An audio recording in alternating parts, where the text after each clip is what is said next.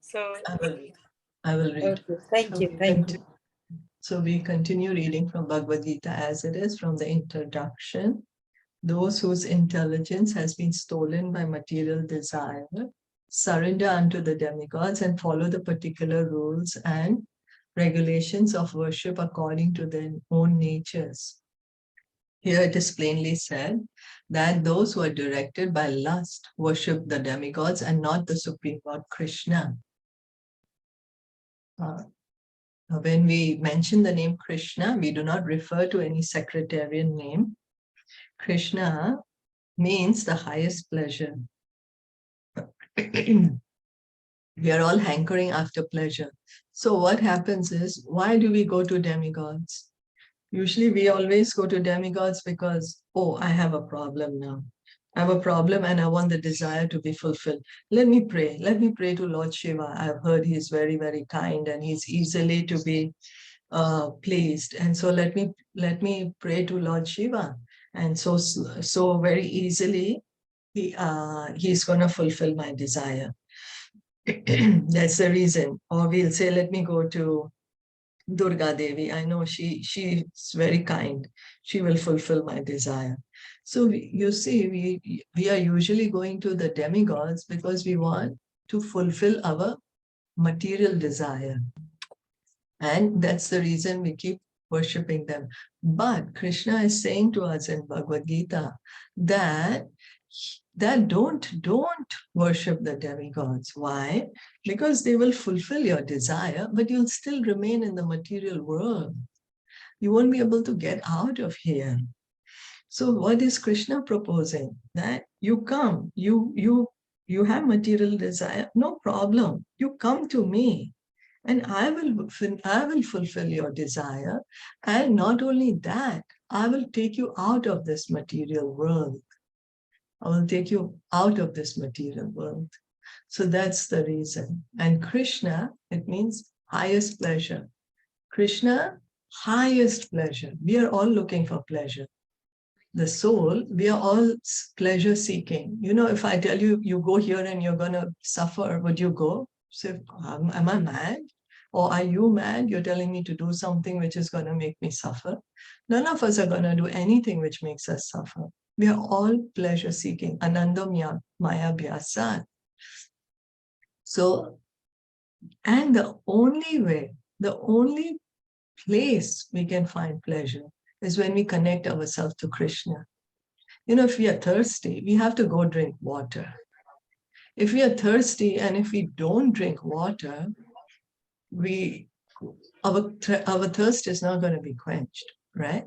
Similarly, we are all seeking pleasure, and the only way we're going to experience pleasure is when we connect ourselves to Krishna. But you might say, what do you mean? I'm also happy. I'm experiencing so much pleasure. I go here and I do this and I feel so happy. And I go there and I do that and I feel so happy. So what do you mean that pleasure is only with Krishna? That we see, we may do this or that or go here and go there. But how much pleasure do we get? It's so little. And it goes away so fast, and we have to work so hard to get it. And it goes. It's not permanent. We want permanent pleasure, and that is when we connect ourselves to Krishna. So the living entities, like the Lord, are full of consciousness, and they are after happiness.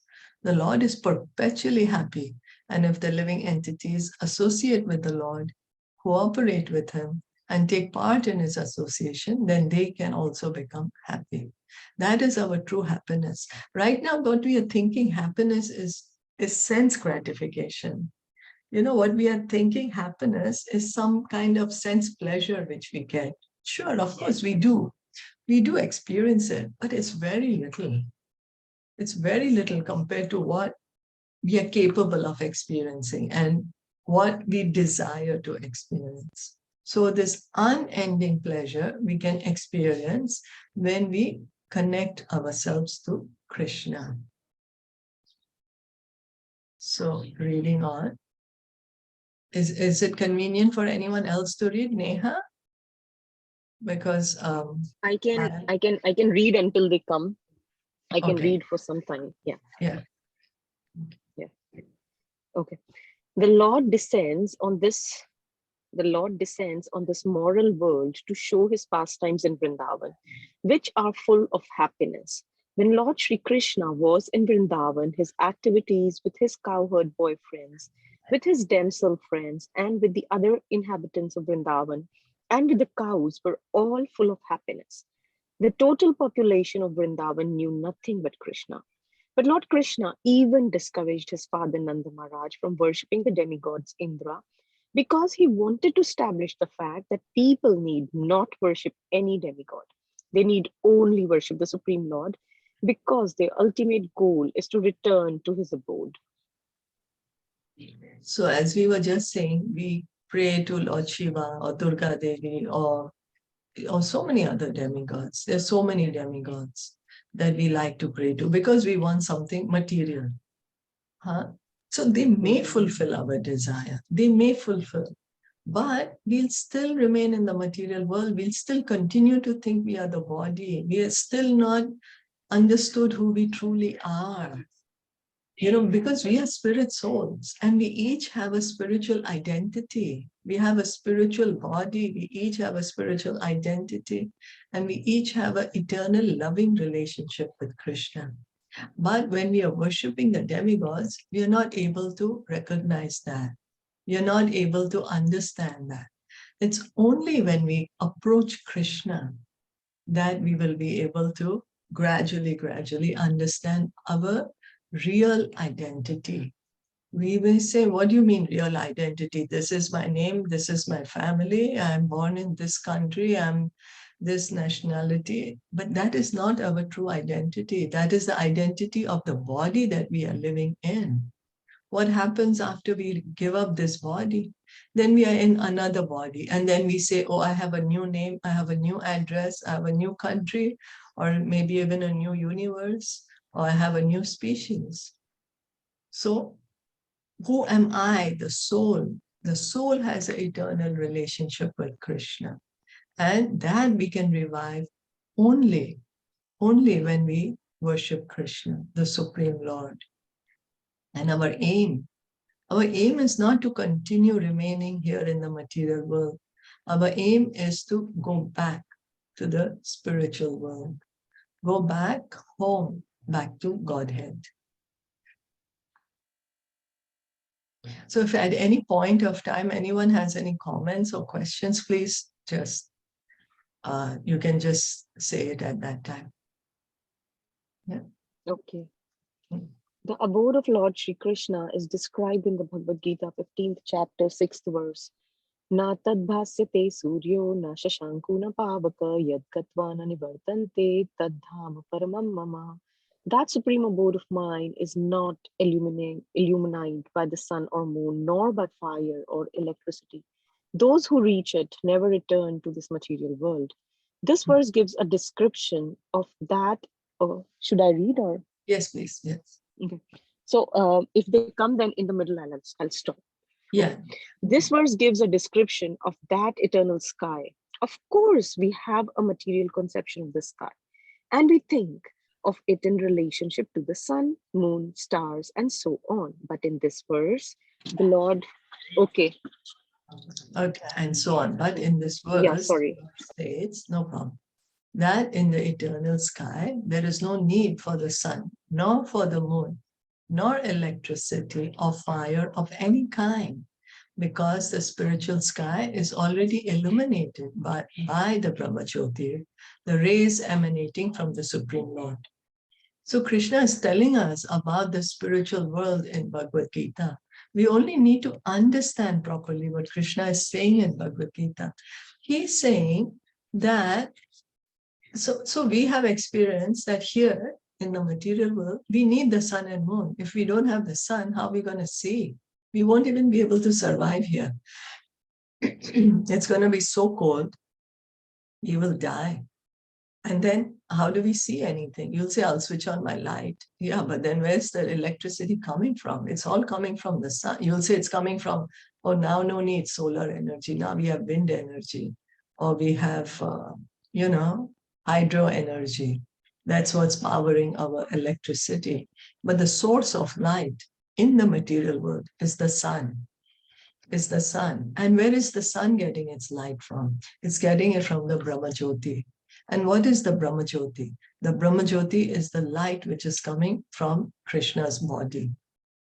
So Krishna's body is the source, is the original source of all light, is the original source of the light coming from the sun or the moon. And so he's saying that in this material world, you need the sun and moon. You need fire, you need electricity. But in the spiritual world, you don't need it. You don't need it. Why you don't need it? Because there is a natural light which is coming from Krishna's body. The Brahma Jyoti is coming from him.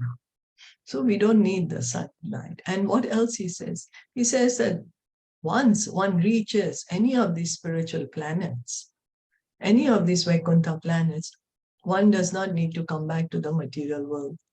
So in the material world, we have this material space. Inside this material space, we have so many different universes. Inside each universe, there are millions of planets. Similarly, in the spiritual sky, the spiritual space, so here the material space is all dark, right? The material space, we know, is all dark. But the spiritual space is all light, all Brahma Jyoti. It's full of the Brahman effulgence.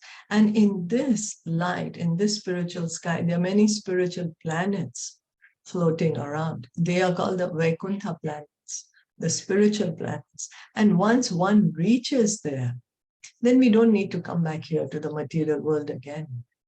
Never return to this material world. And our home is in the spiritual world, in any one of these planets, the spiritual planets. We are trying with difficulty to reach other planets, but it is not difficult to understand the abode of the Supreme Lord. This abode is referred to as Goloka. In the Brahma Samhita 5.37, it is beautifully described. Goloka eva nivasti akhilatma bhutaha. The Lord resides eternally in his abode Goloka, yet he can be approached from this world. And to this end, the Lord comes to manifest his real form, Satchidananda Vigraha. When he manifests this form, there is no need for our imagining what he looks like. To discourage such imaginative speculation, he descends and exhibits himself as he is, as Shyam Sundar. So now, where does God live? God lives in the spiritual world, in his own planet. And that planet is called Goloka. Goloka. He lives there personally. Goloka. Eternally. That's his permanent residence. As we have permanent residence here. Okay, great. So as we have permanent residence here, Krishna's permanent residence is in the spiritual sky. And then, so he's staying there. Now we may say, how does God look like? I might imagine something. According to my imagination, I'll say God looks like this. And you will say, you have your own imagination. You will say, no, God looks like this. And another third person will say, no, he should look like this. And another one will say, no, he should look like this. So to stop all this speculation, what does he do? He comes himself and says, I look like this. This is me. That is Shyam Sundar. He comes. He came 5,000 years ago and showed us how he looks like in Shyam Sundar form. Unfortunately, the less intelligent deride him because he comes as one of us and plays with us as a human being. But because of this, we should not consider the Lord one of us. It is by his omnipotency that he presents himself in his real form before us and displays his pastimes, which are replicas of those pastimes found in his abode.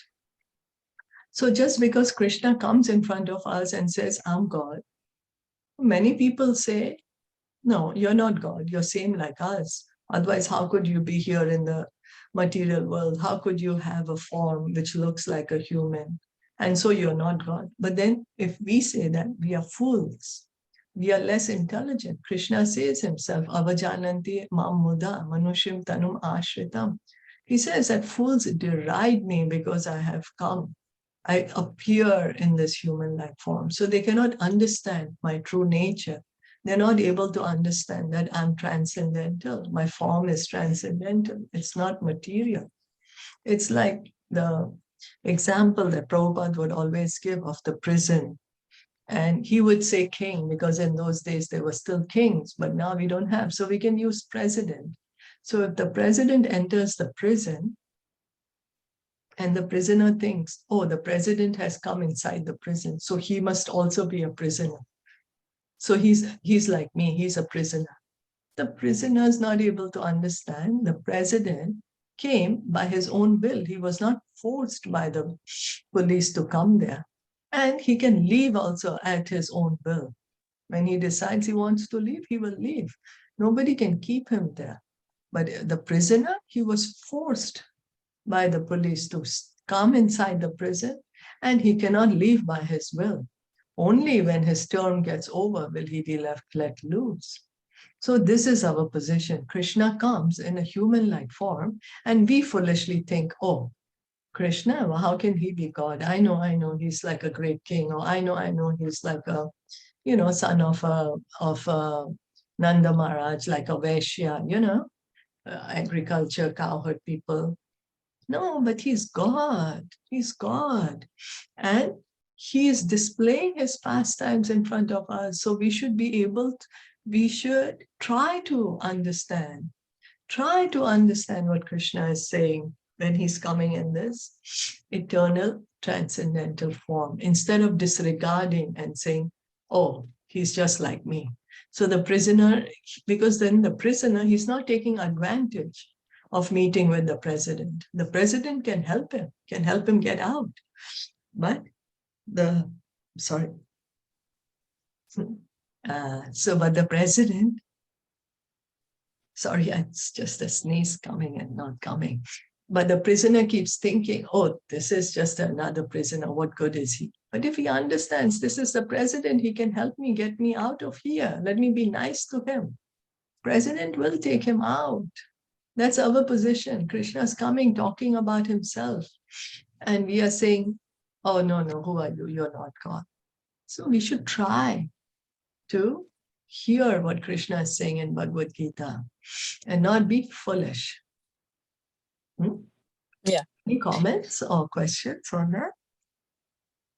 No, all good. No. So would you like to read this? Yeah, sure. Okay, thank you. The effulgent rays of spiritual sky, there are innumerable planets floating. The Brahma Jyoti emanates from the supreme abode, Krishna Loka and the Ananda Maya, Chinmaya planets, which are not material, float in those rays. The Lord says, Natad Batsayate Suryo Nasan. न शशांको न पावकः यद्गत्वा न निवर्तन्ते तद्धाम परमं मम. Okay, one who can approach the spiritual sky is not required to descend again to the material sky. In the material sky, even if we approach to the highest planet, Brahma Loka, what to speak of the moon, we will find the same condition of life, namely birth, death, disease, and old age. No planet in the material universe is free from these four principles of material existence. So here we can go to different planets inside the material world. But what happens is we are still in the material world. So we may reach the highest planet in the material world, which is Brahmaloka, where Lord Brahma resides. And the inhabitants, the people who get the visa to live on that planet, are very qualified people. Not like us who are living on the earth. No, these are very great personalities. They have a lot of power. And only those people can live on the Brahmaloka. But even on that planet, there is birth, death, old age, and disease. Why? Because it's still in the material world. It's still under the laws of the material nature. It's still in the prison of the material world. Doesn't matter if the prison cell is a third-class prison or a second-class prison or a first-class prison. A prison is a prison. Similarly, even the highest planet of the material world is still in the material world. And so still there is birth, death, old age, and disease. The living entities are traveling from one planet to another. But it is not that we can go to any planet merely by the mechanical arrangement. If we desire to go to other planets, there is a process of for going there. This is also mentioned. Yanta deva vatra devan pitra yanti pitra varta. No mechanical arrangement is necessary if we want interplanetary travel. The Gita instructs Yanti deva vrata devan. The moon, the sun, and the higher planets are called Swargaloka. There are three different status of planets: higher, middle, and lower planetary system. The Earth belongs to the middle planetary system. Bhagavad Gita informs us how to travel to the higher planetary system, Devaloka, with a very simple formula. Yanti Deva Vatra Devan. One needs only worship the particular demigod of that particular planet, and in that way you go to the moon, the sun, or any other higher planet. Okay, so now we know people are trying to go to the moon. When that was already 50, 60 years ago. People were trying to go to the moon or going to Mars or going to any other planet. What's the easiest way to go? The real way to go?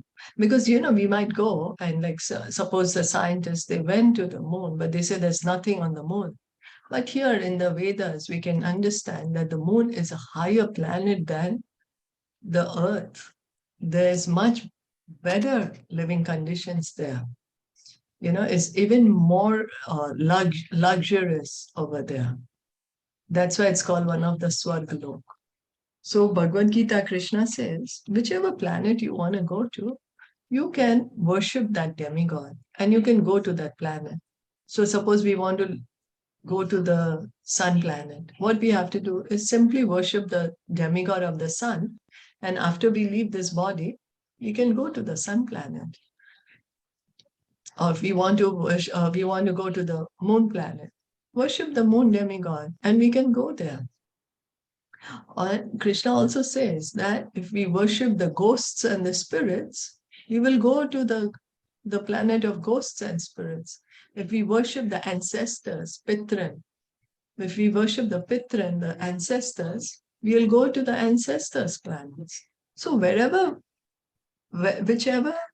personality we worship, we will go to that planet. That is the Vedic system of traveling into the different planets. So there are 14 planetary systems in this universe. It's divided into 14. There are 14 planetary systems, and they're divided in 3 categories. One are the lower planetary systems. Lower means the hellish planets. Then there are the middle planets.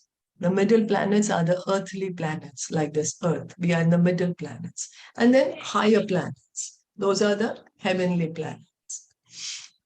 So whichever we want to go to, we want to suppose go to Brahmaloka. We worship Lord Brahma, and we can go there. But, okay, let's continue to read on. Yet Bhagavad Gita does not advise us to go to any of the planets in this material world, because even if we go to Brahmaloka, the highest planet, through some sort of mechanical contrivances by maybe traveling for 40,000 years and who would live like that long, we will still find the material inconvenience of birth, death, disease, and old age.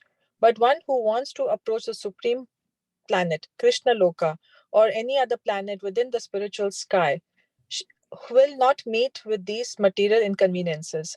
Amongst all of the planets in the spiritual sky, there is one supreme planet called the Goluka Vrindavan, the original planet in the abode of the original personality of Godhead Sri Krishna.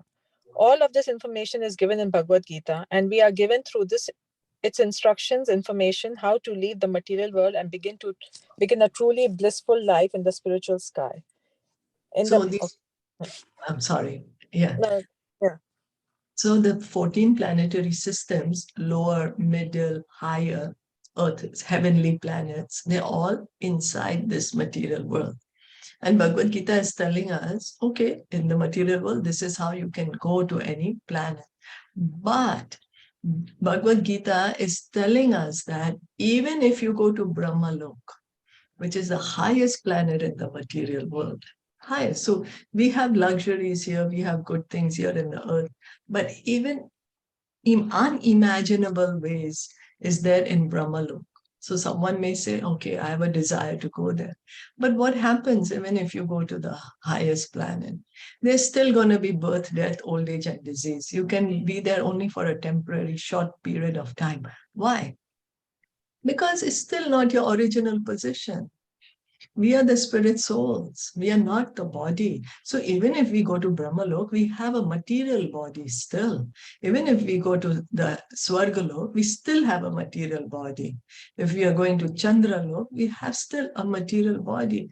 But the perfection is when we can get rid of this material body and be situated in our true position, in our spiritual bodies.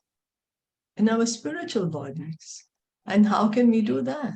We just simply have to approach Krishna. We simply have to worship Krishna. And then Krishna says, those who worship me will come back to me.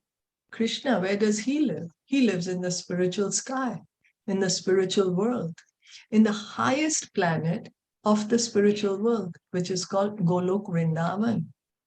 In the spiritual world, there are many, many planets. The spiritual world is much bigger than the material world. Much bigger. It's 3 times bigger than the material world. And so there are 3 times as many planets there, 3 times as many living entities there. Because the material world is 1/4 and the spiritual world is 3/4. So amongst all these planets in the spiritual sky, the highest, the supreme planet is called Golok Vrindavan. Golok Vrindavan, where Swayam Bhagwan, Krishna, he himself lives there. The original personality of Godhead.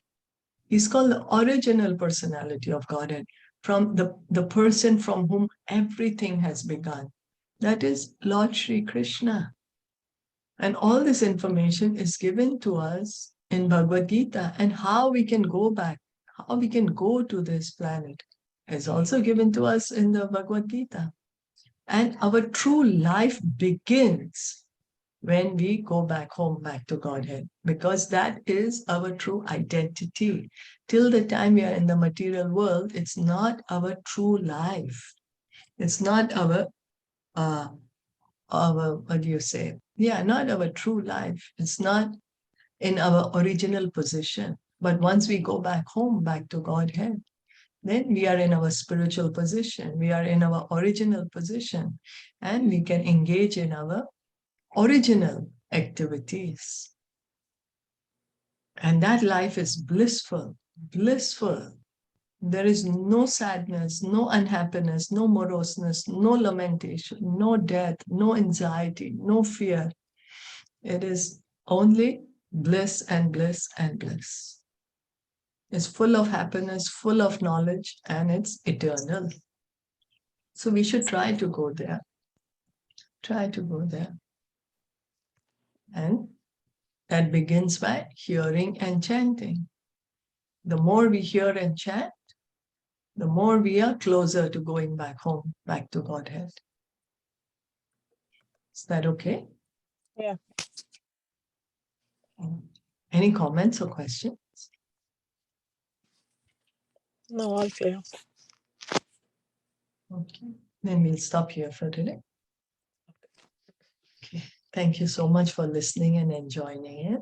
Bhagavad Gita ki jai, Srila Prabhupada ki jai, Gaur Bhakta Vrinda ki jai. Hare Krishna.